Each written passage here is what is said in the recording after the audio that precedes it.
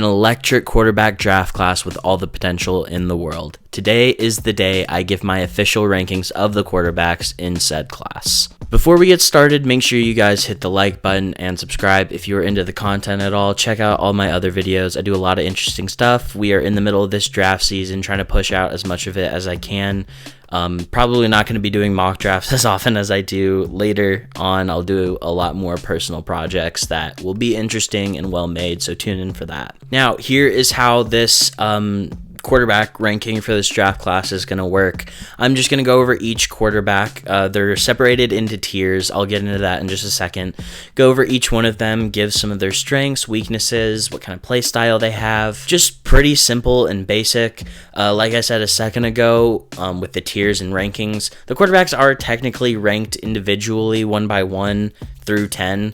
But most of the time for draft stuff, I care more about tiers because at the end of the day, everything is just predictive and not solidified at all. I watched film on all of these guys, spent a lot of time taking notes and doing as much as I can to make sure I'm prepared for this. But at the end of the day, it's all just guessing. So just trying my best here. With that being said, I'm sure we can get straight into our tier 1 quarterback one in Caleb Williams, which is pretty obvious. One more quick note I'll give. I'm probably not going to spend the most amount of time talking about the Caleb Williams and Drake May in this video, quarterbacks like that. You've heard everyone talk about them already. I'm a little bit late to the quarterback rankings and everything, but I still wanted to get it out. And I still think this is a great opportunity for me to talk about those like 4 or 5 other quarterbacks that could be taken in this draft. It's not just the top 3 picks where quarterbacks go. Some of the other guys that are going on later in this draft and how they fit in. But again, let's start with Caleb Williams. Not to be, incredibly specific because you've heard a bunch from him. I think it's better to address some of the negatives surrounding him more than anything. A lot of those negatives are that he can't play within the structure of an offense. He can't play within rhythm, all that. I don't buy into that. After watching the film, I've seen him make multiple plays where he can make throws within structure, in rhythm, with good timing and everything. He definitely has that trait. I wouldn't say it's his best thing. I wouldn't say he's best at being on rhythm and on time. His best trait is making plays outside of, the structure of a play when things break down. And one of the reasons I don't really buy into that argument against Caleb Williams that much is because when you pay attention to what he was dealing with this year on USC, I mean, he had to score every single drive or else they would lose. So some of those, the rhythm and timing stuff, and he could have had a 8-yard check down here, but instead he launched it way down there. What was that about? Well, yeah, that, check down would have been nice, but if they don't score on that drive, they're probably going to lose. So I'd put some of that away. And then some of the other things that are negative against Caleb Williams, like his ego, just stop. It's all bullcrap.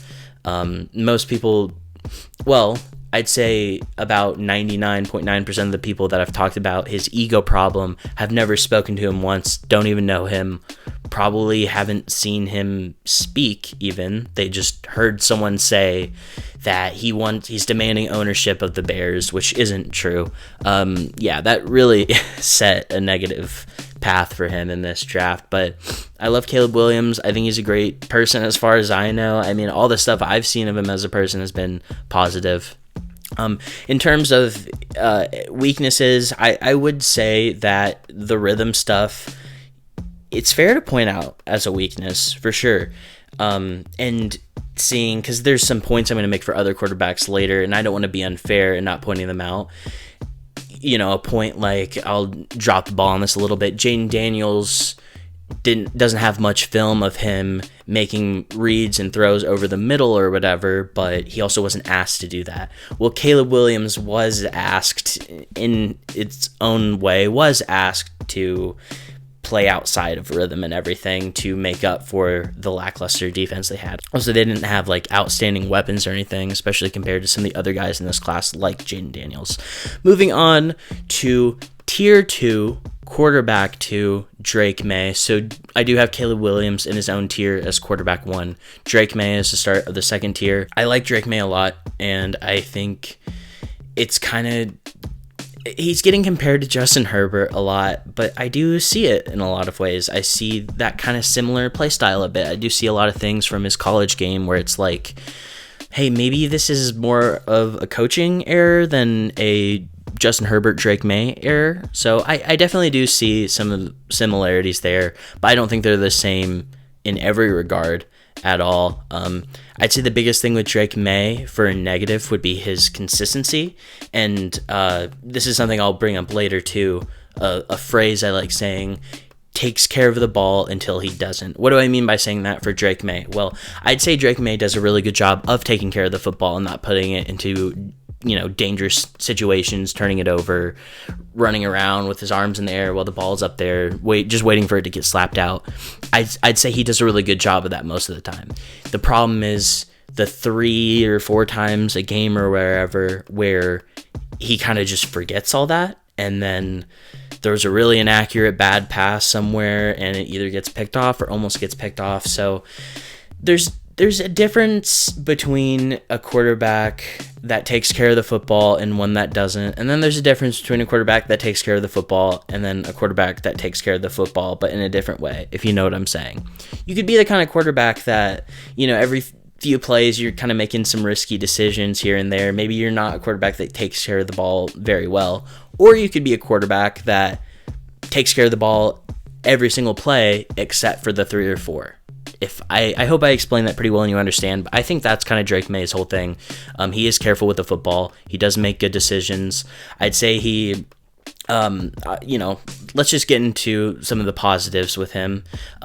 Big and athletic, great size, and he's a really good athlete. I think that's underrated for sure. Incredible arm talent.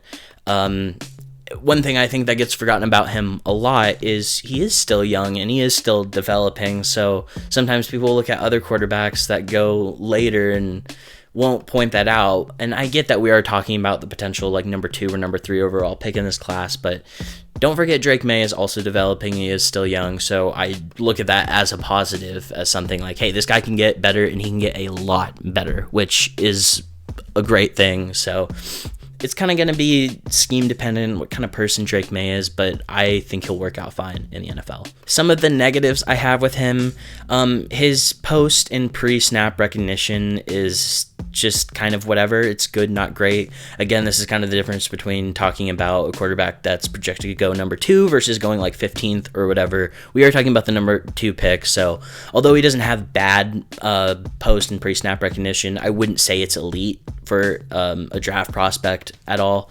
Pocket presence is good, but he does get a little bit frantic and kind of panic sometimes for no reason.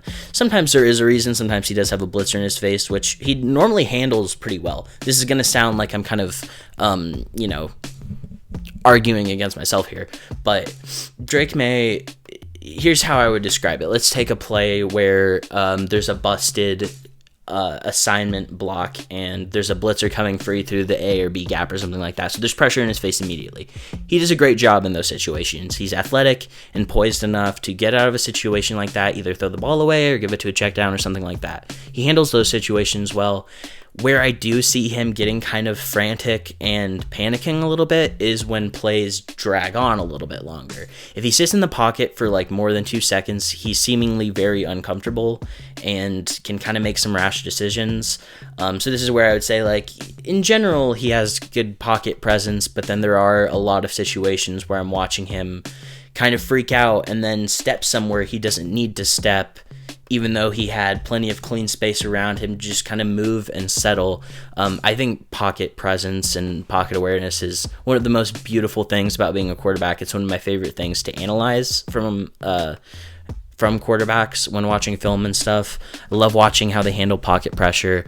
And again, I'd say in general, it's not the scariest thing in the world. I think that's something you can fix, especially for someone that is young and developing, like I was mentioning. That's something you can get settled down for him, for sure. But I would say that is one of his bigger weaknesses, is just kind of not always knowing, just making decisions that within the pocket that you kind of question and be like, hey, you had a completely clean area. Why'd you just run into the tackle and then get sacked? So, yeah, that's Drake May summed up. On to Jaden Daniels, who's also in tier 2, the second quarterback in this tier.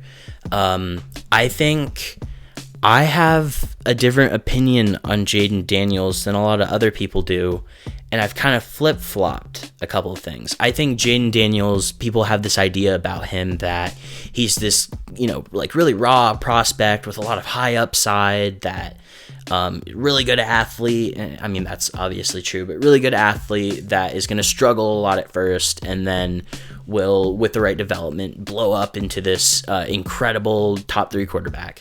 I disagree. I actually think Jaden Daniels is going into the league from a pretty good starting off platform. I don't think he's going to be this completely clueless 20-year-old out there with no idea what he's doing. I think he's going to be fine, and especially with that athleticism, that's going to give him a really good starting point for his first season, just to kind of be able to rely on that a decent amount. Obviously, at some points, they'll want to move on. Whoever drafts him is going to want to move on from relying on that athleticism and more just using that as a plus. But I think he is going into the league as being one of the better deep ball throwers in the NFL as a rookie. He's got an incredible deep ball. That's one of his best passing strengths for sure.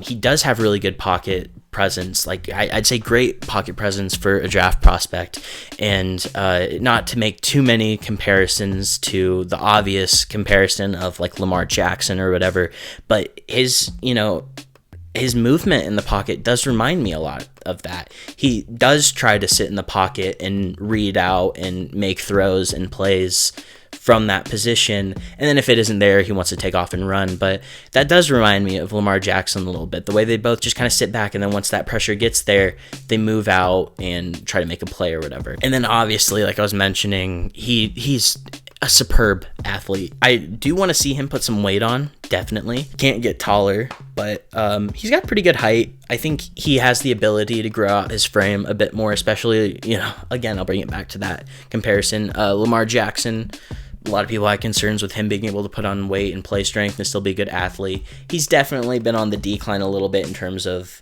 having that home run speed and ability to break off 80-yard runs. But Lamar Jackson is still a great athlete, and he's put on some play weight and play strength that's keeping him from getting injured. So similar kind of situation with Jaden Daniels, in my opinion. I have no doubt that by the end of his rookie season, they'll add like 10 to 15 pounds on him, and his body's going to take it, so that's fine. I really like Jaden Daniels. Some of the problems I do have with him, though, his play recognition, mainly like post-snap over pre-snap, I would say, is kind of whatever, especially, when we're talking about projected top 3 pick again. You have to start getting a little bit nitpicky. It's not as much that I saw a bunch of negatives and that he's flawed when it comes to play recognition from the defense. It's that he wasn't given the ability to show it all that much on LSU in the scheme that they ran, which does kind of lead into another point with him for something negative. Is I don't know how many times Jaden Daniels threw the ball in the middle of the field, but it wasn't much. It was probably a very low amount. I don't know the exact number, but the middle of the field and Jaden Daniels were not the main connection going on at LSU. Now, I don't want to come across as if saying Jaden Daniels can't make plays over the middle of the field. I get that the point from LSU was, why would we call different plays or whatever when what we're doing works and is really good, and we have Malik Neighbors and Brian Thomas Jr. on the outside to run deep fades and everything all day long. I do get it, but it is still something to point out. He doesn't have a lot of experience over the middle of the field. I'm excited to see how his game and what he's used to playing is going to translate to the NFL, but that is one of the more concerns I have with him. On to our tier 3 of quarterbacks. I've got a few in here. To start with tier 3, quarterback 1 is going to be Bo Nix. I really like Bo Nix. I'm a big fan of him. I do think he's a quarterback that could go in the first round, and I'd be fine with it, totally. Bo Nix is a good athlete, and I'll start by saying this with Bo Nix.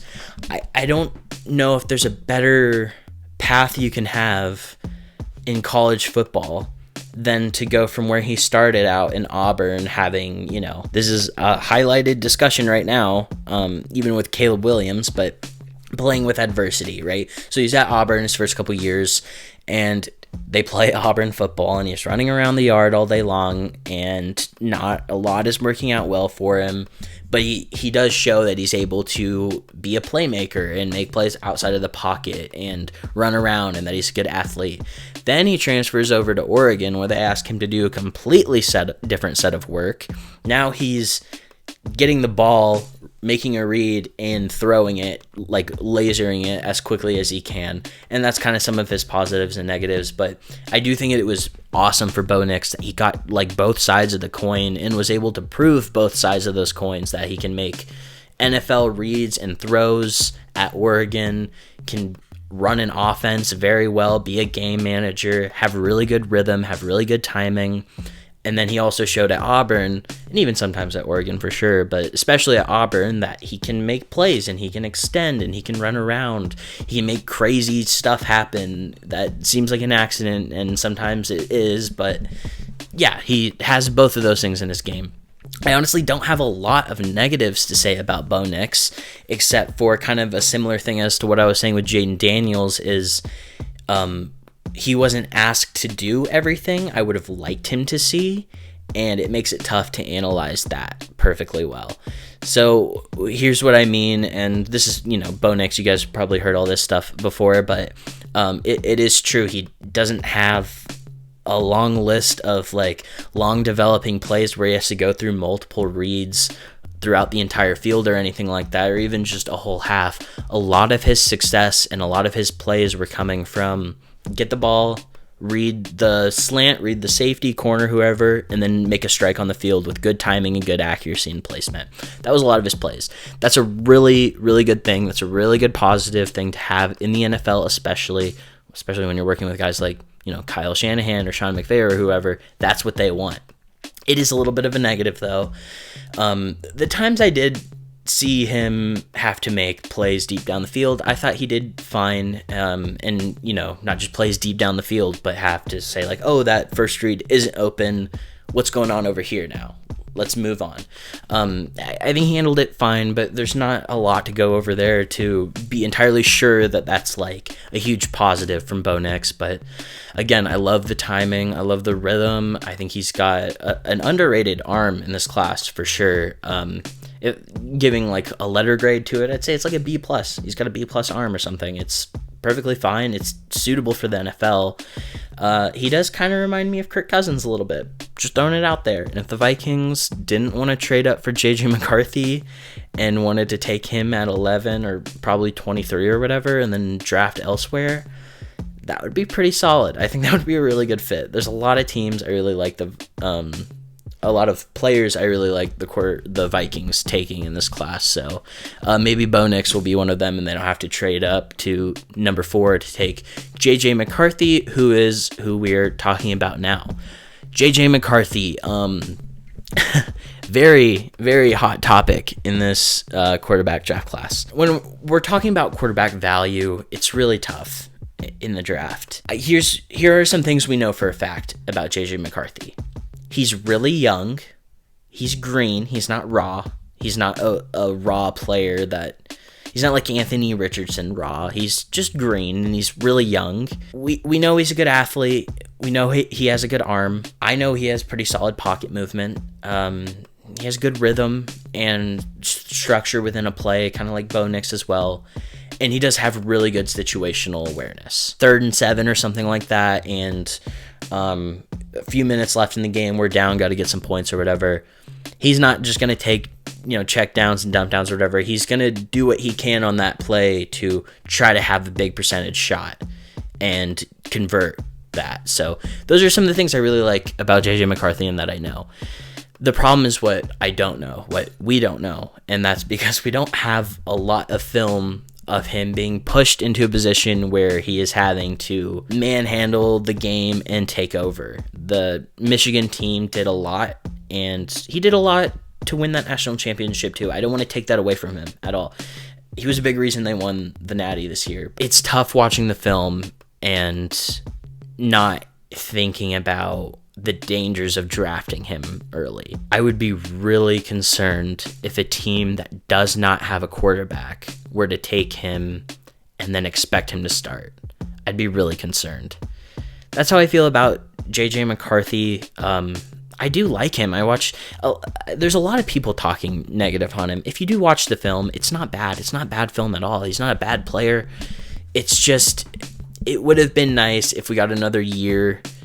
It totally made sense for him to go to the NFL and enter the draft this season, but it would have been nice to have another year under our belts with JJ McCarthy and really figure him out, hopefully push him into a little bit more adversity like we were talking about earlier and see how he handles that. But he can make plays. He can make a lot of plays. He has a good arm. I will say this, his deep ball is not very good. His deep ball tends to flutter off after about, 25 yards-ish whenever he's trying to push it down the field. It starts to kind of start sinking. So, but, a lot of the issues I do see with him are fixable things. So I do understand it. If it were me, I wouldn't feel comfortable taking JJ McCarthy with a top 5 pick, but I do understand why he's in first round discussion and everything. So on to Michael Penix Jr. I like Michael Penix. I think one of the more fun film to watch out of a lot of these more back half guys or whatever. Like, obviously Caleb Williams is incredibly fun to watch, and Jaden Daniels and everything. But when we start talking about these guys that aren't necessarily solid first round picks, his is great. Part of that might be because, they went to the playoffs and everything and had a pretty solid run. But arm talent is there. The quick draw, just for him to snap balls out just like that immediately, especially in the face of pressure, it's elite. His deep ball, also elite in this class. Just like I said with Jaden Daniels, he's going to go into the NFL as a rookie and already be one of the best deep ball passers in the league. That's what we're talking about here with Michael Penix. Another huge thing with him is his sack avoidance. Now, I'll mention this as a negative in a minute, but not the best play extender necessarily, not even really good pocket presence, but his ability to just avoid sacks and either get the ball out like at the right time or just move himself around enough to not take a sack, it's incredible. He's taken like a ridiculous low amount of sacks in the face of pressure the last season. I don't know about last season, but this last season for sure. There's a lot to like about Michael Penix. I also put down good pre and post snap recognition for the most part. I think that's a good defining trait of him as well. Now on to some of the issues I have with Michael Penix, other than his age and the health concerns and everything, because you've heard that before for sure, and those are noteworthy. But I have problems with some of his film too. I think some people have been just looking at his injury history and his age and being like, if that's the only thing you're writing him off for, then that's ridiculous because he's elite otherwise. He isn't. He has a tendency to stare down his reads, defenders more specifically, and he's kind of just unaware. For someone that avoids so many sacks, he really doesn't have the best awareness for pressure in the pocket. It's not very good. He kind of just stands in the pocket until something gets open or he sees something he wants to throw, and it's been really good that he hasn't been taking a bunch of sacks, but I'm really surprised he hasn't. So he does have that tendency to really focus in on his read. With that, he can also kind of be one read and not look to other throws that he could make. I've seen a lot of times when he's got like deep balls down the sideline, he's staring down, and then a backside dig comes open and he doesn't even know because he's just waiting for this to get open. So I'd like to see him throw with better anticipation for sure, and I'd like to see him be able to read out a whole field.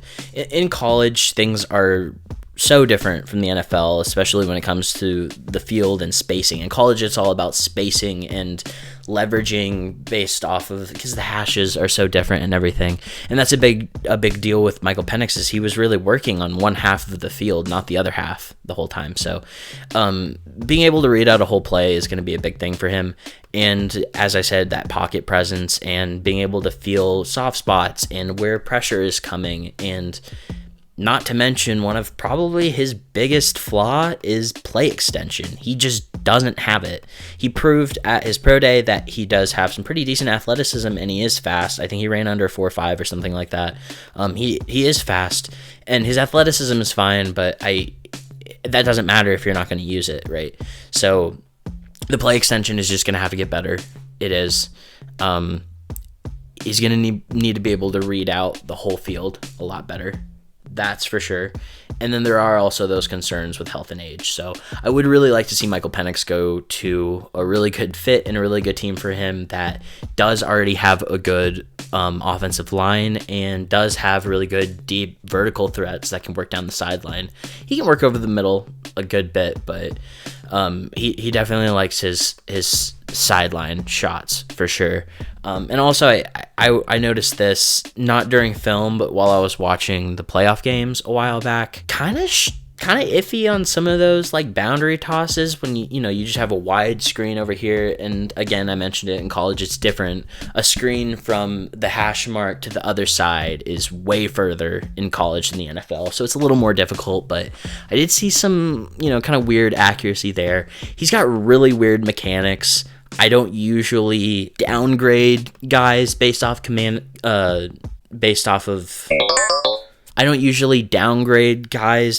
mechanics all that often if it's working. And so far, a lot of what he does works, and he has really weird mechanics. But some of those shots I do see when he has to get the ball, turn, and laser it to the sideline. Sometimes the mechanics don't work out the best there. So if that does become a problem, I'd like to see him and, a quarterback coach in the NFL work on that a little bit more at the next level, for sure. That's enough time on Michael Penix. Let's move on to this is kind of where we see a big kind of like line, like a drop off, where we go from the first round guys to any one of these people would be taken after the third round, in my opinion. I could also think that it could be taken a little bit early. But to kick off tier 4, I'm gonna start it off with Spencer Rattler. Listen, that my expectations for Spencer Rattler is that he's going to be drafted to a team that already has a quarterback and already probably has a pretty mature, older quarterback anyways, and he's kind of gonna be a designated backup. A lot of Spencer Rattler's success is gonna come from where he goes, scheme fit, and personality fit, and just how he does in interviews and how he did in interviews and everything. That's a big deal for him. The film is whatever. I think he's got the traits and everything to be a backup level quarterback in the NFL, and that's kind of how I project him being. Some other guys you see later on, it's not as much that you want them being your backup. It might be that they have high upside, so you take them with that later pick or whatever. We'll get into that in a minute, but I like Spencer Rattler as a backup quarterback. I think, okay, let's just get into the strengths and everything. I think he's a quality athlete. I think he does provide a lot of pretty solid play extension. He has a great arm. He has good accuracy for the most part. I really like his accuracy, especially on like the deeper fades and everything. I think he has pretty solid timing and rhythm in that regard. For the deeper sections of the field, I don't think his timing is very good. Lower intermediate on like I don't think it's best on like hitches and stuff like that or whatever. Yeah, his accuracy in general is just fine. It's not perfect, but it's fine. On to some of his negatives. He is a good athlete, like I said. I don't think he has really good coordination, just like general coordination physically as an athlete. Just kind of trips over himself sometimes, tries to get out of the pocket, and it's like, oh, he's about to escape, and then he just like kind of falls over. I did see some plays like that. Reminds me of Jared Goff a little bit. Watching Jared Goff is funny. I love Jared Goff, and I think he's a great quarterback, but watching him try to, extend plays and stuff, he just falls for no reason. I said that a couple times with Spencer Rattler, but I do think he is a better athlete than Jared Goff, for sure. More frantic pocket presence, definitely. He does get kind of scared out a little bit, kind of similar to Drake May, and I have another thing to point out that is similar to Drake May also, but yeah, that frantic pocket awareness, just kind of panicking when he doesn't need to, stepping in areas he shouldn't when the pocket is either fine or whatever.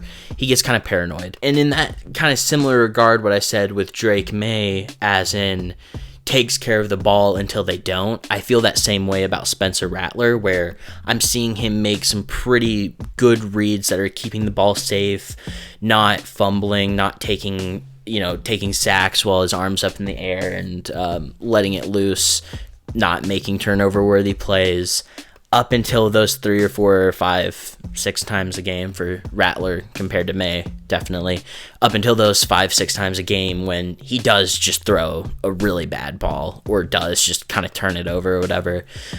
So, yeah, that's how I feel about Spencer Rattler. Looking probably after the second round for him, I'd say maybe a team really wants that kind of young backup type that they can hold on to for a while, and will take him earlier in the second round, but that's the next guy up for me. Then after Spencer Rattler, we will get into Jordan Travis. I loved Jordan Travis. I liked watching his film a lot. I loved the Florida State season and everything. Not going to have a discussion about them missing the playoffs right here, but Jordan Travis. For starters, one thing I think that's good to point out about him is I know he's a good character and has a really good personality. He's going to fit into a locker room well. Into some of the positives, I do think he does have good tools. I do think he's a solid athlete. He has a good arm, good enough accuracy. That's kind of where it stops. Everything about his game is like, all the positives are like, he's good enough here. And then there's some red flags I don't like. I don't think he makes NFL reads and progressions. I don't think he looks through his progressions like you'd want an NFL player to do exactly. With that being said, that would kind of make him a one-read guy in some ways. I don't think he throws with anticipation well at all. He's looking for someone that's wide open to throw the ball to, and doesn't throw his guys open ever. Pocket presence isn't great. He doesn't have a really good understanding of how to move and navigate a pocket all that well.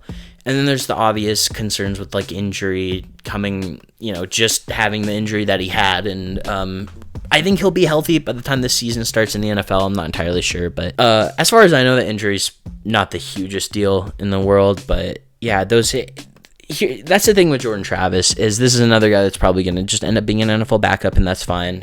That's, we're into the later rounds and everything. That's how that's going to go. But the reason Jordan Travis isn't seen as in the same area you would see like a Michael Penix or Bo Nix or anything like that is just, I don't think it's going to translate as well as people realize going from college to the NFL. But I didn't watch his film being like, oh, a bunch of blatant mistakes all over the place, a bunch of terrible throws. No, he's got, pretty solid arm, solid accuracy. He takes care of the ball well. He does take care of the football well. It's just how his game is going to translate to the NFL, I'm not entirely sure. And all the stuff he is good at, he's just good at. He's not great or amazing. He doesn't have anything that's like a defining trait, I would say. He's just pretty solid at the stuff he needs to be solid at, and then isn't going to make a bunch of mistakes. But I'm also wondering, how an offense in the NFL is going to be able to form their scheme around him. I don't think they're going to do that. I think he's backup designated. On to the next guy, into the next tier 5. I have someone that actually really surprised me. And as I was going into this trying to give off like my top 10 list, I obviously knew who's going in like the top 5 and 6 and everything, and then did my own research to figure out who I want. I'm looking at a lot of other lists and stuff.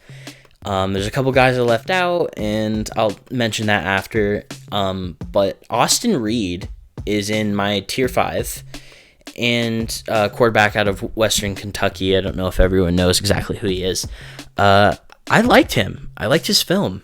I thought he looked like someone that could go to the NFL and make it work. Not the best, size in the world. His athleticism is like whatever. His arm is also like whatever, but he showed a lot of really good poise. He can make some off-platform throws. He doesn't need to be the most comfortable to make accurate throws. He has a nice capability to read out the field. He maintains his velocity well, so, his arm isn't spectacular, but I don't think it flutters off. I don't think he throws something into the flats. I'll get into that in a second with a different quarterback. I don't think his throws flutter off or anything. I think he maintains really good velocity on his throws, and yeah, like I said, goes through those progressions well. I was also surprised by some of the arm angles he was giving off. He was throwing some stuff kind of to the side and around people. So I like Austin Reed. I'm a fan of him. Another situation, though, where I don't know if his game is going to translate to the NFL all the best. Western Kentucky's scheme was that kind of pro air raid system. He was throwing it 35, 40 times a game or whatever. So that definitely doesn't translate perfectly, but I'd prefer that, than someone that was never throwing the football at all. So, yeah, no, I liked Austin Reed. Some of the issues I think he has, obviously, whatever athleticism, and his arm's not very strong. He's not the biggest person. So those are his kind of negatives and everything. His timing on deep balls were kind of dodgy. I'd say timing on the intermediate and underneath stuff was pretty fine. It's not that he threw a bad deep ball. It's not that it was ugly, didn't have the arm strength. It was just the timing was a little off. Sometimes he was a little bit early or a little bit late. Maybe got a little bit scared if he had pressure in his face and just let it go a bit earlier than he should have. Also put down that he doesn't recognize the quick rush very well. What I mean by that is there's a difference between getting pressure because you're 3 seconds into a play and then getting pressure because there's a blown assignment and the A gap is wide open and there's a linebacker screaming at you. He doesn't handle that super well, and most people don't, but there are quarterbacks that do handle it well, and I mentioned Drake May, and that's why he's number 2. That's not the only reason, but different strokes, different folks. Austin Reed's a 5th, 6th round guy. Drake May is number 2. I don't know where Austin Reed is actually going to go. There's a good chance he'll go undrafted. I'm thinking if I had to point out who's the Brock Purdy of this class, I feel it might be Austin Reed. I like his game, guys. I'm a fan of him. I got him in tier 5. I could have moved him up to tier 4 or whatever, but probably not. I wouldn't put him in the same category as Spencer Rattler and Jordan Travis, but I do think he could really impress. Kind of reminds me of Aiden O'Connell type this last season. Aiden O'Connell did fine. He played pretty well for a guy that was drafted where he was, and I think Austin Reed's in a similar situation. Last quarterback, Joe Milton. A lot to say about Joe Milton, but so few words. I did not watch his film thinking that it was a quarterback that should be drafted. I'll be honest about that. I would probably kind of give an undraftable grade on him. I'm going to give him the benefit of the doubt and put him at number 10 in this list because of the traits. Because of the rocket cannon arm, the athleticism and size, I'll put him in the top 10, but that's about it. He's got a lot to work on. A lot. First of all, that Tennessee offensive system is just not conducive to NFL success at all. If you've ever watched Tennessee play ball, and this is something I've been noticing a lot recently because, I'm just starting to do a lot of this film work and stuff recently within the last couple months, but going from watching whoever play Tennessee versus now when I'm watching film, I really see a lot of differences, and the scheme that Tennessee uses is just its complete own thing than a lot of other teams in college, for sure, but especially the NFL. So that's a big knock on him. And then the accuracy is just not there all the way. He progressed throughout the season, though. I'll give him that. I'd say the first couple games looked a lot worse than his last couple games. So that's my opinion on Joe Milton. I guess I don't have the most opinion on him other than take him in the 7th round. Why not? If I'm a team that drafts Joe Milton in the 7th round, I'm going to give him 1 season at quarterback, and then I'm just going to move him to tight end. If I don't see progress or the ability to progress in the future at quarterback, I'm just going to stick him at tight end and try that out, see how that goes. That was a big debate for me having Joe Milton on this list, and then now is a good opportunity for me to talk about some of the guys that were left off of the top 10 list. I had Talia Tagovailoa in at 10 the whole time over Milton up until about like an hour and a half ago, and I just decided, you know what, if I was an NFL GM, like that same situation I gave earlier, if I'm an NFL GM in the 7th round just throwing a dart at something, I'd take Joe Milton over Talia. So that's how that came about. But no, I did actually like Talia Tagovailoa's film in a lot of ways. I don't know where he's going to go, if he's going to even be drafted or anything like that, if he's a 7th round pick or whatever. But I mean, he's a smart quarterback. He has pretty solid accuracy. His deep ball was a lot better than I thought it would be. His arm strength is very lackluster, and his athleticism is very whatever. But no, he's a pretty smart quarterback, and he has good accuracy. I think he might find himself on a roster at some point. I wouldn't be surprised if he also ends up in the UFL or something like that within a couple years. I feel like that might be more his speed anyways, and he might actually be able to thrive there. So the young Tagovailoa missed this list, unfortunately. I'd have him at 11. But one that I will mention, because I'll probably have someone mention it, Michael Pratt is not in my top 10 list.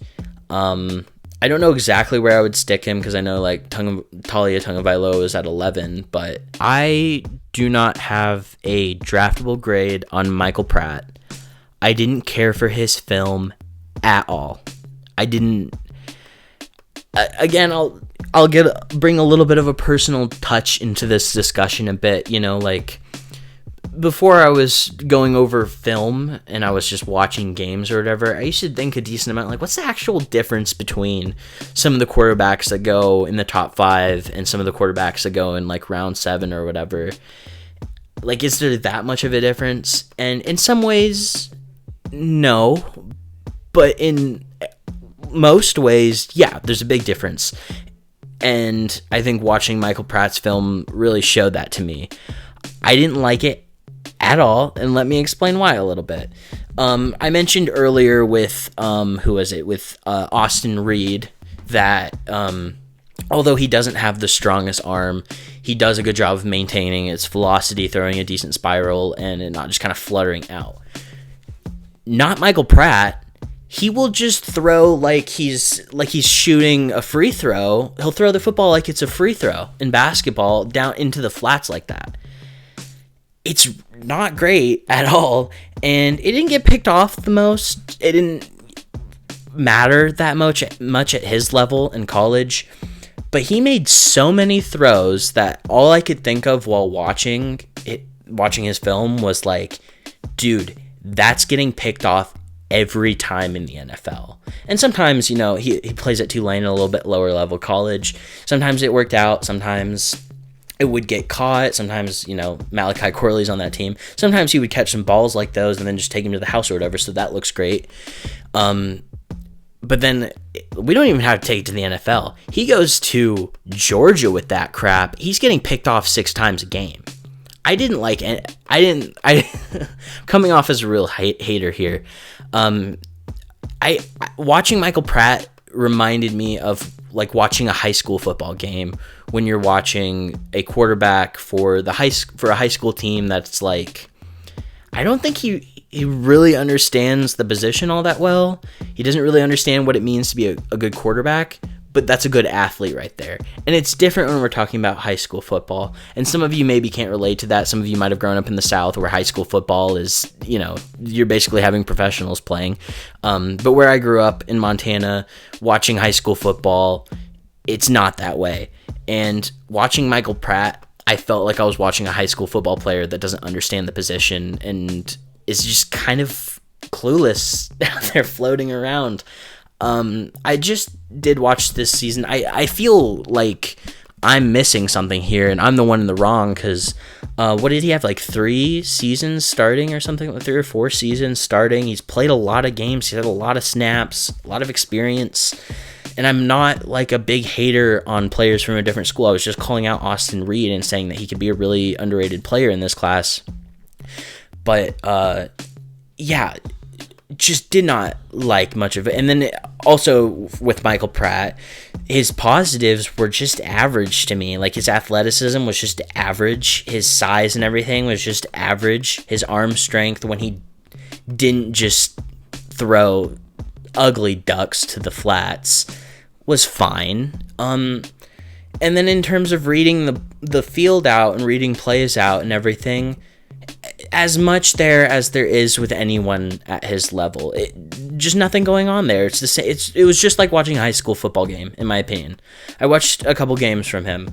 Both games felt like I was just watching high school. I was watching a high school quarterback perform, showing that they don't have a full understanding of what being a quarterback is, and that they're more just, a good athlete that's taking directions from their coach. That's what I felt about watching Michael Pratt. I'd like to know what you guys think about it in the comments. But anyways, that's going to wrap the list up. I hope you guys enjoyed. Let me know what your list looks like. Let me know why I'm stupid for whatever. Just let me know. I'm excited to hear. I'm excited for draft season. I cannot wait for it. It is going to be a blast. Thank you so much for watching. Bye.